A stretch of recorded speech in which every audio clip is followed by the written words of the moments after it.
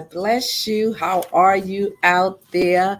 I am so happy to be here with you today. Today, we're going to have an awesome time chatting. We're going to have an awesome time just sharing with each other. I'm telling you, I'm excited about this broadcast this morning. It is kind of like a pop-up. I did decide this. It's been on my heart for a while to come before you just to chat with you a little while about the 7 levels of grief and how they affect you and how they affect me and have affected me. And so, thank you for tuning in on Facebook. Thank you for tuning in on IG. And thank you so much, YouTube. I tell you, I'm excited just to share with you this morning. It's morning here on the East Coast. It's still sipping on my little tea. I hope you have a cool beverage or your tea or your coffee, whatever you need to get you into this space. I am so happy. So, listen, welcome to Bravo with Sheila. You know how we do here. We take that left hand, that right hand, we place it on our hearts, our minds, our souls, wherever we need encouragement. So, give yourself a bravo this morning, all of you out there on YouTube, all of you out there on Facebook. I want you to just listen. Let's just get into it. Let's just chat. Let's just let you can put comments. You don't have to put comments. This is more of a chat with me to you so that we can have some conversation. I want to have a real conversation this morning. Good morning, Yona. Good morning, my dear niece. Good morning to you. How about clicking like and sharing?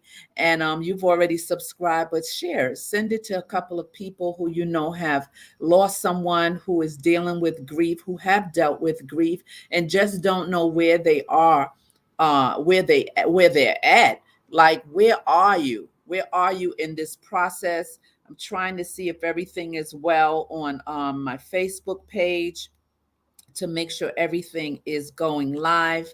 It is live. Okay, let me turn down this and go to my other Facebook page, my main Facebook page, just to make sure that everything is well. Listen, it is time to chat about some things. I know sometimes we don't like to share or talk about certain topics because of the emotional thing that is attached to it. It becomes difficult to share. It becomes difficult to just put that finger on where you are in your heart and in your emotions. And so today I just felt like sharing with you. I felt like chatting with you. You guys give me a second. Just want to make sure everything is good here. Everything is happening well here on Facebook. I think that I'm good right now. I see that I did go live on Facebook. And I just want to chat with you. I just want to really have a conversation with you this morning, like I said, this evening, wherever you are. I can't see all of your chats, but you can put comments. And on Facebook, you can put comments on IG and comments, of course, on YouTube. So good morning to all of you. Let's get into it. But before we do, let me just drop this intro.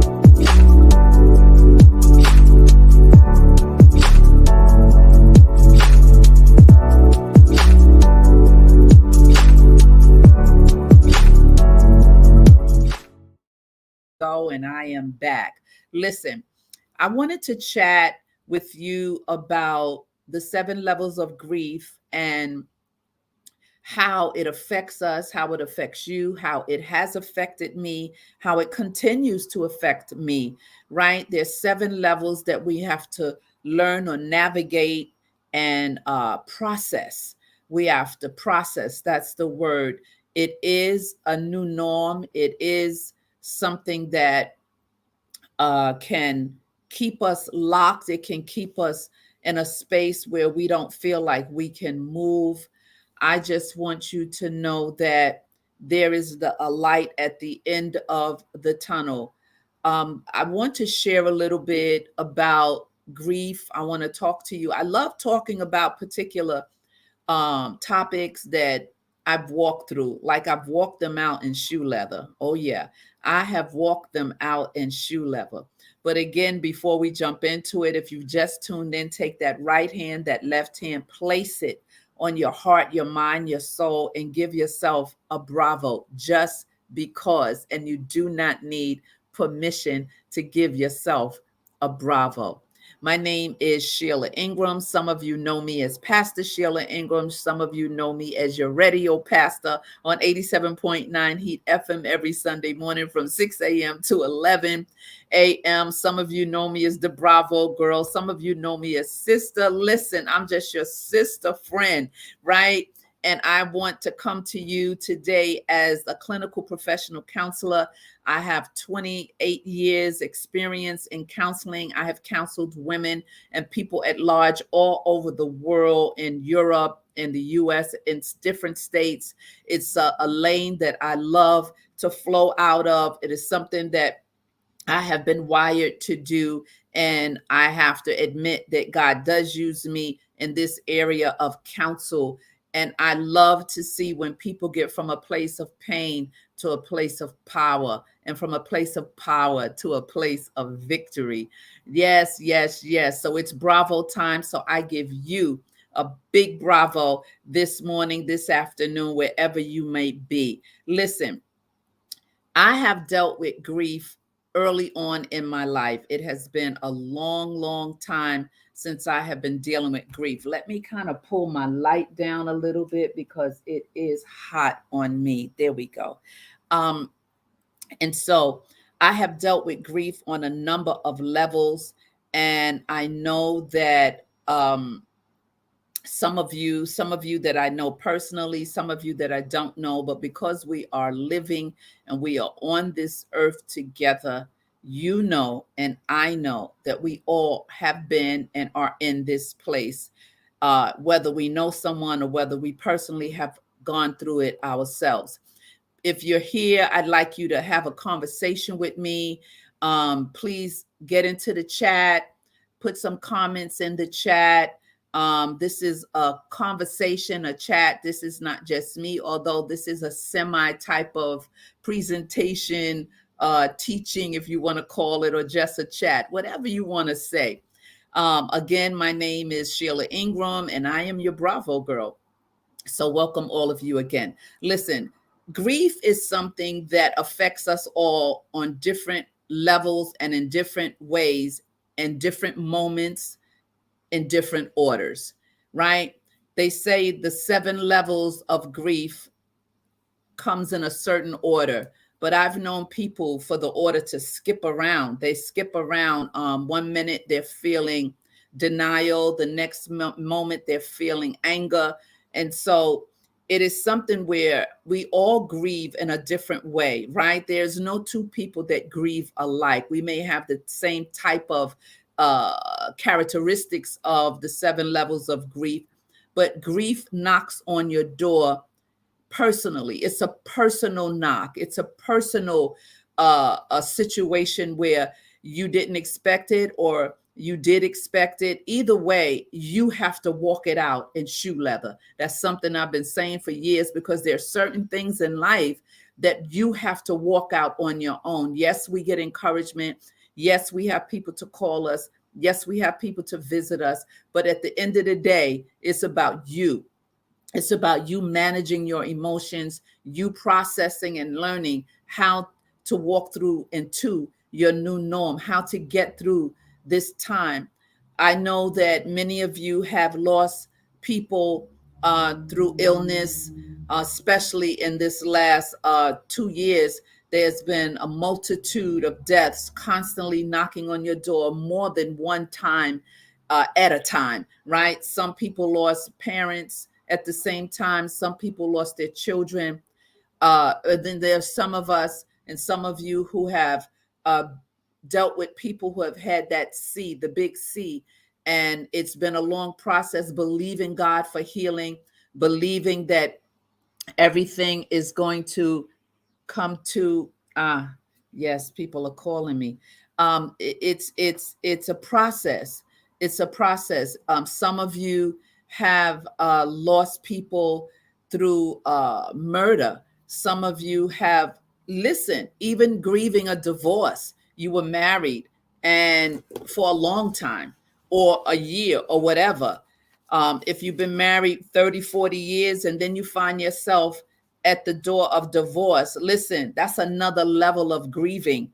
um it's just so many characteristics and ways that we grieve, because when life happens, it happens.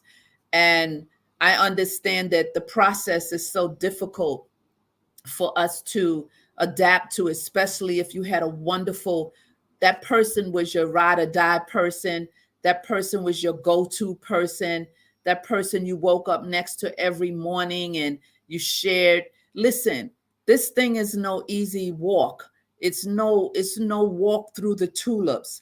It is something that we try to avoid dealing with. It is something that haunts us. It is something that we must at some point put one foot in front of the other and walk it out in shoe leather. For me, I've dealt with grief ever since I was a very, very young girl. Some of you know my story, that at the age of 17, I had been married 4 months. I went in the hospital to have my second daughter, and my husband dropped me off. And on his way back, he was gunned down. He was murdered. I never saw him again physically moving. The next time I saw my husband, he was in a casket. I had a major C-section, emergency C-section, and here I was, 17 years old, left with two little girls. Yes, I was a teenage mom. I guess you figured that out already. But I thank God for the relationship that I had with this young man who was not an abuser, who worked for the family, who married me once we, got into a situation where I became pregnant. I tell you, it was a lot of craziness in the house, the Ingram house. My mother was devastated. It caused a domino effect on every level in my household. Um, my father had my father and mom had gotten divorced, another level of grief, right? And young girls need their parents. They need sometimes these single parent homes, which I have been all my life. Basically, we do what we can. We do what we can to give our children what they need. We do what we can, but there's so many missing gaps inside of how we need to be able to give what our children need. And so a lot of times, sometimes you can have a two-parent home and it's like you have a one-parent home. So there's no judgment here on if you're a single parent or if you have been raised by a mother and a father. The thing was what type of environment and learned behavior did you adapt to from that home, right? And so for me, when my husband was murdered, thus began a crazy, crazy, bumpy ride in my life. I mean, a crazy, bumpy life, not knowing how to navigate. I was young. I was a young girl. Thank God for the mother that I had, and God bless my sister who passed away in 2020 from COVID, my only sister who really was the one who stepped in along with a woman named Pat, who became my tribe, who became my support system, and many others who jumped in to help me get through the process. But again, it was something I had to walk out in shoe leather on my own. And later down the road, I dealt with, I realized it was a PTSD thing that was creeping up inside of me. There was some bouts of depression, all of these things, because I know now in hindsight that I needed therapy, I needed counseling because of the devastation of how my husband left me. I needed someone to talk to. And my mom felt, well, I love her and I got her. She's going to be fine because I'm going to give her love. And God knows I could not have done it without her, but I needed more. I needed more. So how many of you need more? How many of you need to have someone to chat with, or just need this conversation that we're having right now? We're having this conversation because I feel led to share with you how important it is to deal with the emotions, face the emotions, so that you can move to the next level of where you need to be. So that's why I'm here today. There are so many different feelings and emotions that go on within us when we're dealing with grief. Grief happens on every level, every single level. This is the first time I am actually on the IG platform live, so I'm going to have to get more familiar with trying to get more people on, or I don't know, I guess you already see. And okay, so I see someone who has joined, and I'm waving back to you on IG. I want you to understand that my heart is to help you deal with this process. My heart is to help you understand where you are in your emotions. It took me a long time to deal with losing my husband the same day that my second daughter was born. He was murdered. He didn't die by illness. It was a snatch right out from up under me. Never expected it. I was a young widow for a long, long time, and thus began many, many, many, many pothole experiences in my life, and landmines. I call them spiritual landmines that would explode on me. Had a target on my back. The enemy really wanted to just take me out mentally and emotionally, and such as you that were born with gifts and purpose, and there's purpose in you no matter what circumstance or situation you find yourself in. We have to know that there's darkness and there's light, and the darkness is what wants to haunt you, to take away the very thing that you have been called to do. And so these experiences in life, it does matter how we manage them. It does matter who your tribe is. It does matter who surrounds you to help you get from a place of pain to power, and a place from power to victory. And so I'm talking from a place of what I've lived. I can't take you where I haven't been. I can't share with you what I haven't experienced. And so the levels of grief, listen, this thing will rock you if you don't pay attention to that emotional clock inside of you. It will take you out mentally and gradually give you this silent, pulling away from you. You will get lost inside of grief. I know it's not easy, but we have to learn how to adjust and put one foot in front of the other. Yeah. And to know that when nothing changes, and we have to keep it moving. So some of you already know that have already joined my YouTube channel. If you haven't, I'd love for you to travel there, hit like, hit subscribe, and hit share. Subscribe and ring that bell so that when I go live, you will know. I do my best to post on Facebook and YouTube, and today is my first time on IG going live, although you might have seen me as the Bravo girl. So again, bravo to all of you. Just give yourself a bravo. Listen, when you woke up this morning, wherever you are in the world, some of you woke up with some heaviness on you. Some of you woke up and had to press through some things. Some of you don't have food. Some of you don't have money, mortgage. All these things cause grief. And so when you're already dealing with grief, griefs of layers begin to compound us. And we have to deal with these things so that we can live our blessed life. I know you say our best life. Let's put the best blessed life in there.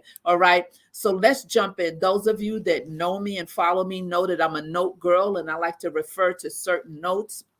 I like to give you sound information.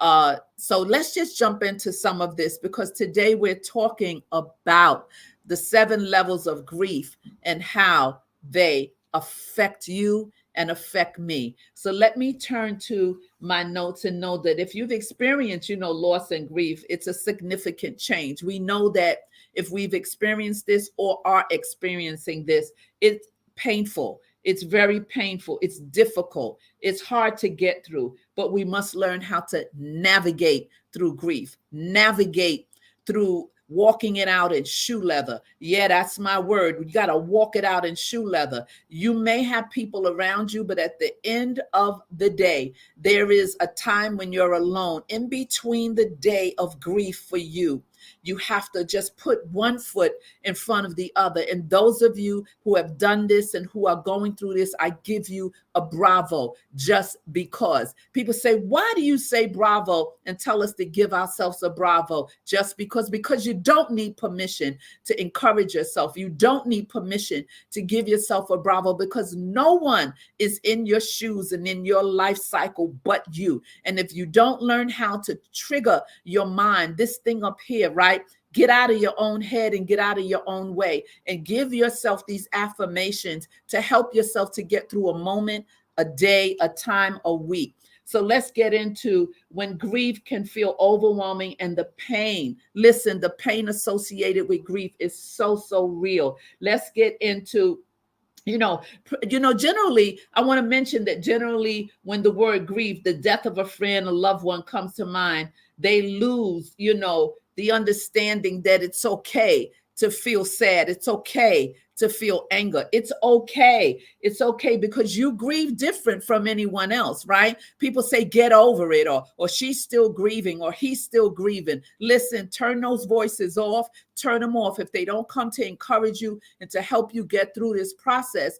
people must realize that it's not just about the initial point of grieving and you've been grieving for a certain amount of time. No, it is about you and you processing how you're grieving and how can I get through this? How can I get through this moment? How can I get through this day? When that day my husband took me to the hospital to have my second daughter, I had been married 4 months. I was waiting. He was my ride or die. I was waiting for him to come back. He never came back because he was gunned down. The same day my daughter was born, the same day, I never saw him again. I was left as a widow, as a young girl. People would say, oh, she'll be fine. She's young. She's okay. I love her. No, you don't understand. People don't understand. Just be there to help you walk through it. Don't give you a clock or a timeline. Now, I do believe that we can't stay stuck for a long, long, long time. What's a long time? I don't know. What's your long time?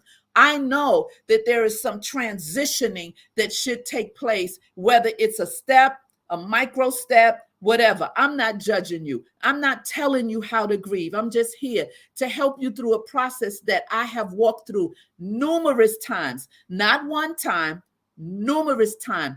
As a note, sidebar, after my husband was murdered, I found that, someone sent me this wonderful, I'll say the Lord sent this wonderful gentleman years later. What happened to him? He died on me. Listen to me. I've walked through this death thing. Trust me, just 2020, I lost my only sister to COVID. Listen, in between that, I can give you numerous stories about how death has knocked on my door. So I do know what I'm talking about. And I'm telling you, I can't take you where I haven't been. So those of you, I'm with you. And I understand your grieving process. Let's talk about the shock and denial. The shock. I'm going to refer to my notes. Come back, chat. Here we go. The initial stage of grief, shock, and denial is typically the stage when emotions are most profound.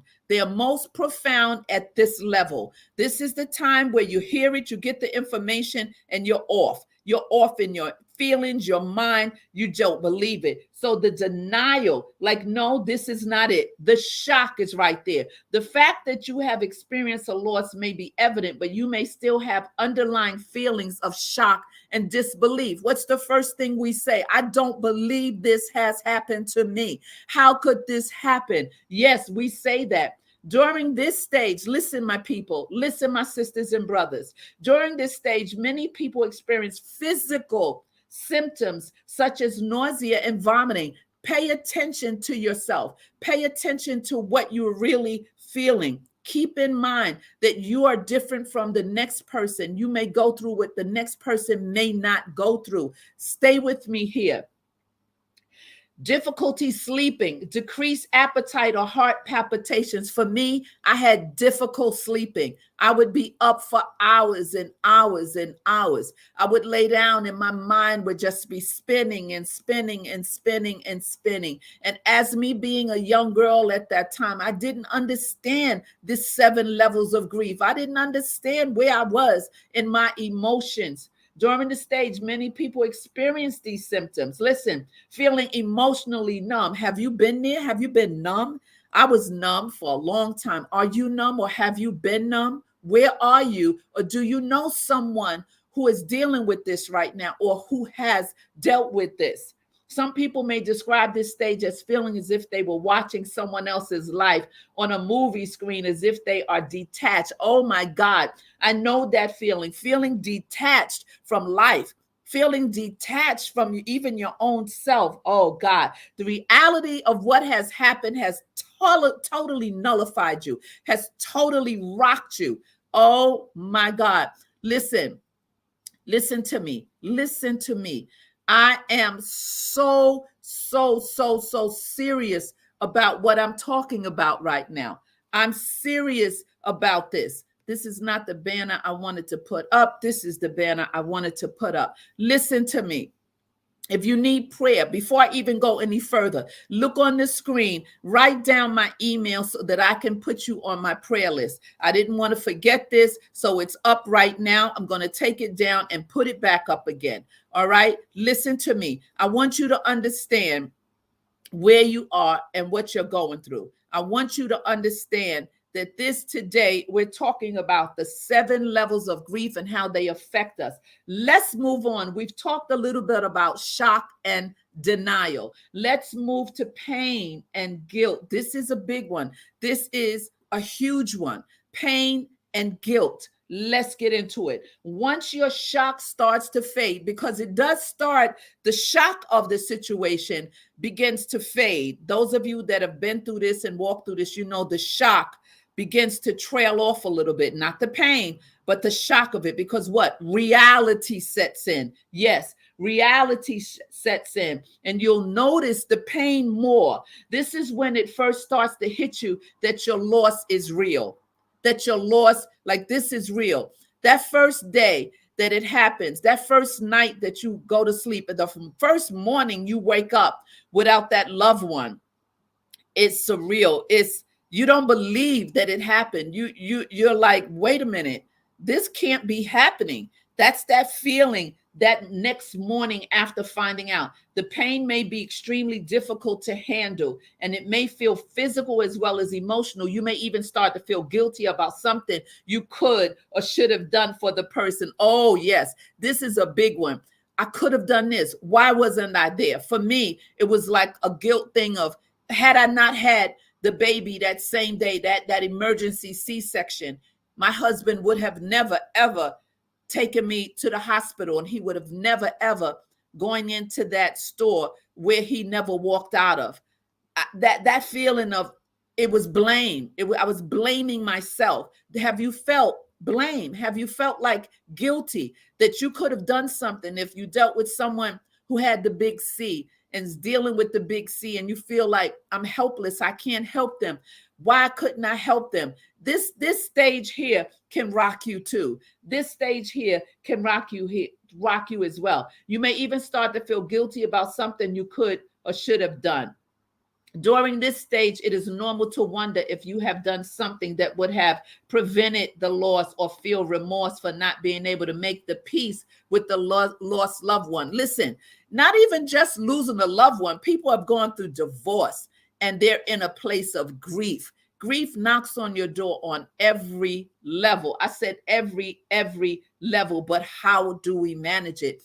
Be in touch with where you are in your emotions. Be in touch with yourself. Get enough courage to sit in it, sit with yourself, cry if you have to, but be in touch. Find that word. What is the word? I ask people all the time, what is the word? What is it? What is it I'm feeling? People that come into my sessions and they're, I don't know how I'm feeling. I don't understand how I'm feeling. What I say, give me a word. Sit quiet for a second and give me a word of how you're feeling. A word. Okay. Although these feelings can feel overwhelming, and they do, and they are, whew, they are natural. I want you to know they're natural emotions to guilt, and it is important to acknowledge these feelings. Let's keep it moving. Anger and bargaining. It is not uncommon for someone who is grieving to experience feelings of anger or frustration. Frustration, it's all real. Don't let anyone tell you that what you're feeling is not real or you need to get over it. No, you don't. You will get over it. You'll get to that place called there. You'll get to that healthy place again. You'll get to the place what I call as your new norm. But it's a process. I said it's a process. I want to hear you say it's a process. I heard you. It's a process. Thank you for saying that. All right, let's keep it moving. Others may have feelings of anger directed towards God. Now, this is a big one. The anger directed toward God or a higher power for not preventing the loss, right? Because God is powerful. God is everywhere. God can do all things. God is permissible. God can stop things. God allow things. So we get into that and people get angry with God. God knows you're angry. He understands where you are. God understands the anger. He understands that emotion. Others may have feelings of anger towards people, places, and things. Some who grieve experience anger towards the lost loved one and may blame that person. I went through that. I blamed my husband. How could you leave me?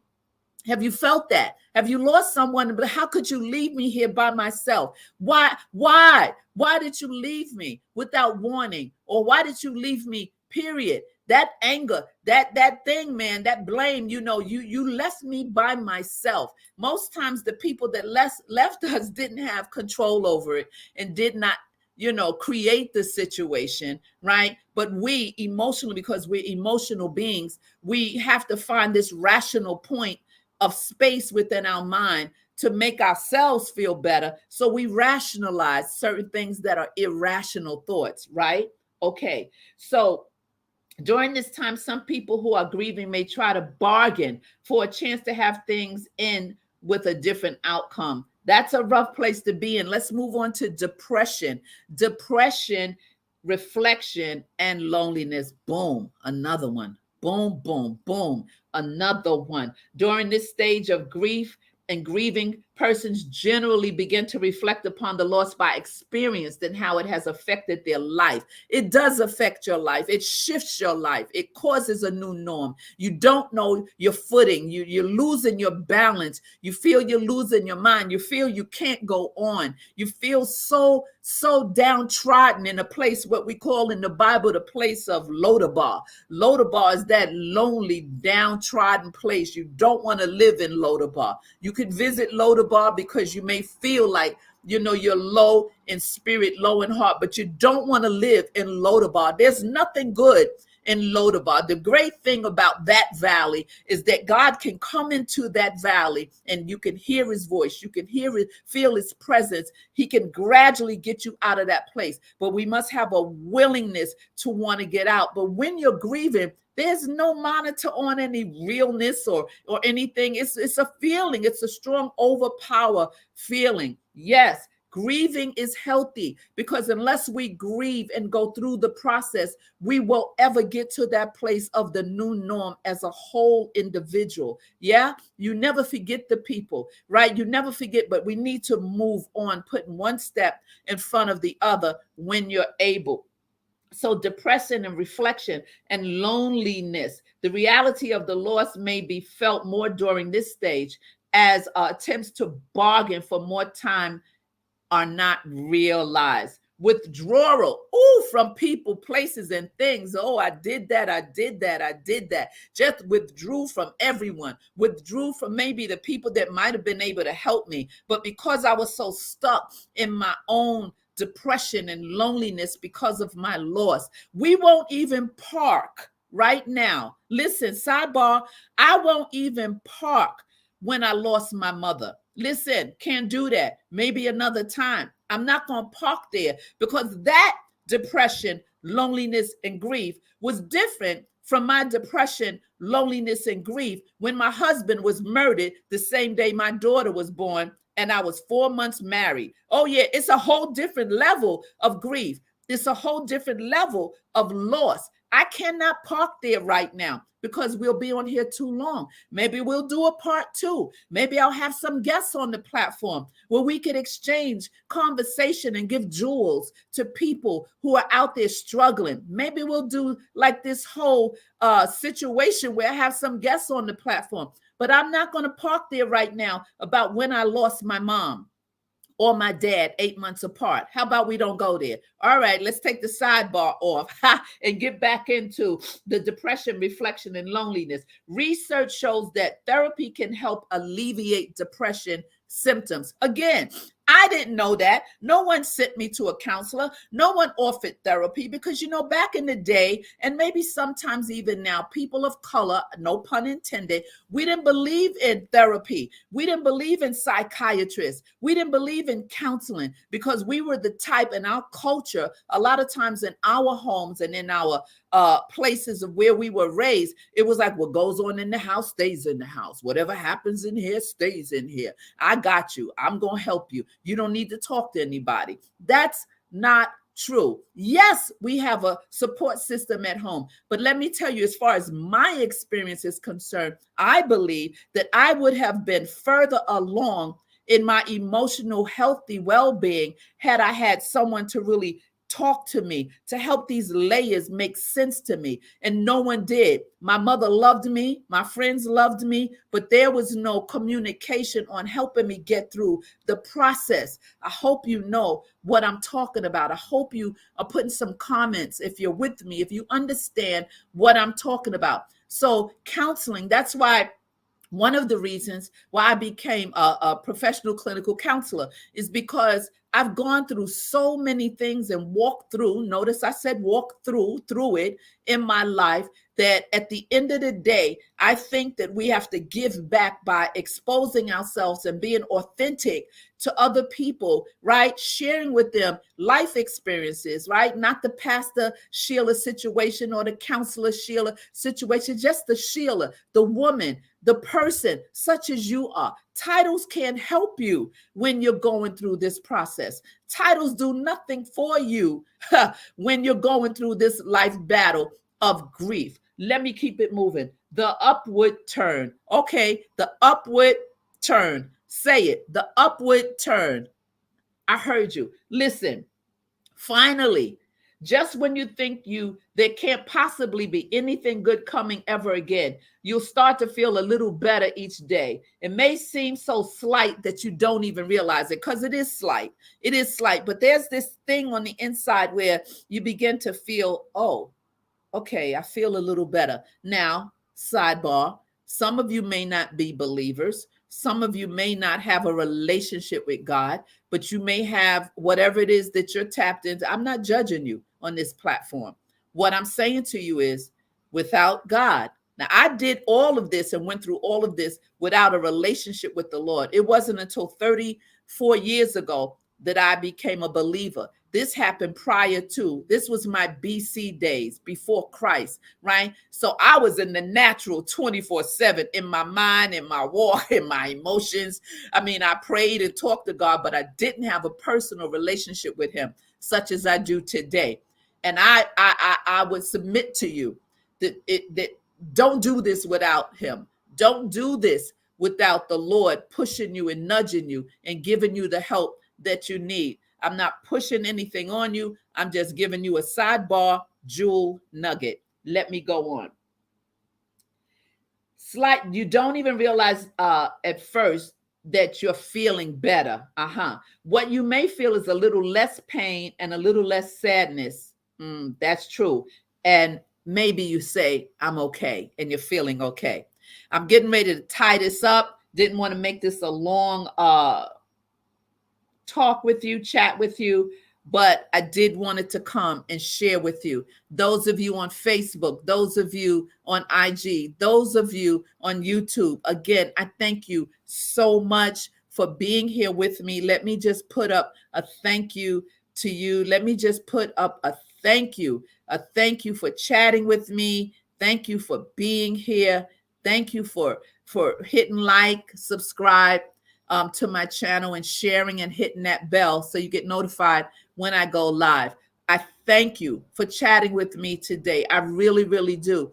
I'm coming to a close on here. I want you to help me to pray for you if you need prayer. Just go to this email that is on your screen and send me your email request, your name. You don't have to get personal unless you want to. Everything is confidential with me, and I will lift you up in my prayer time. I definitely will. Those of you who really feel like you need to talk to someone, I'm not asking you to hire me, but I am offering a free 15-minute consultation just to help you manage, or monitor or put a finger on where you are. I'm here for you if you need me. Again, the email is up, bravowithsheila@gmail.com. You can reach out to me for either putting your prayer requests in or a free 15-minute consultation. Just leave your information in the email and I will get back to you. Those of you who have donated, thank you so much. Those of you who are continuously trying to move forward, thank you so much. Those of you who are giving yourself a bravo just because, thank you so much, because you don't need permission. Remember, when nothing changes, nothing changes. Those of you who have sent me a Cash App, whether big or small, or PayPal, I want to publicly thank you. Those of you who would like to donate $2, $3, $4 to my channel, I appreciate that. It helps me to do more things on the platform. So listen, let me tie this up right now, right this minute. Acceptance. Let's end with acceptance. Acceptance and hope is the final stage of the grieving process. Accepting a loss does not mean that you simply get over it. That's not what it means. Rather, it is the part of the process that during which you acknowledge your loss, that you've accepted it, you feel okay, you're moving forward. Everything that has happened, you can feel your help coming. You can feel your change coming. Therapy can help. Counseling can help. Someone to pray with you can help. But you have to sit in it, in yourself, by yourself, and grieve. But find out where you are in the space in which you are, because it's not an easy place to be at and be in. I want to thank you so very much for being with me today. Remember that when nothing changes, nothing changes. Remember to subscribe, share, and hit the bell. That's right, so you can know. Listen, these YouTube streets and these IG streets are not easy to navigate through when you don't have people just hitting like. Just hit like and share. And that helps those of us who give out this content to move forward. So thank you for being with me today. Remember, when nothing changes, nothing changes. I love you so much. My name is Sheila Ingram. Head over to YouTube and hit that bell and hit that subscribe button. All right. I love you today. Thank you. Thank you so much. All right. I'll see you again soon. Okay. Ciao.